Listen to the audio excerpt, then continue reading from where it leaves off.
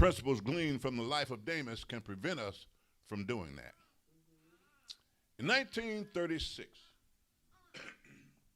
the Olympic Games were held in Berlin, Germany.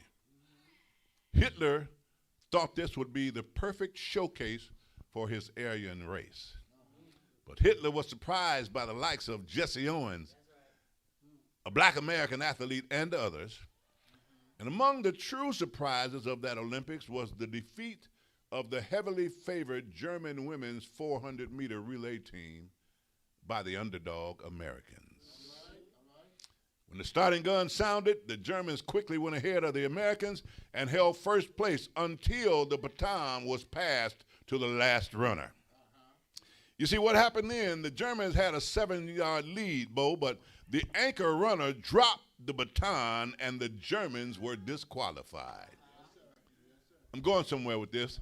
The German team had executed a perfect start and they had run a good race, but in the end, they learned the terrible truth that a perfect start does not always promise a perfect ending. I'm trying to help somebody here. I don't care if it's only a few of us in here or 1,000. I'm going to preach this thing. When we first meet Demas, he's called a fellow laborer by Paul. That phrase literally means, Cindy Ann, a companion in the work.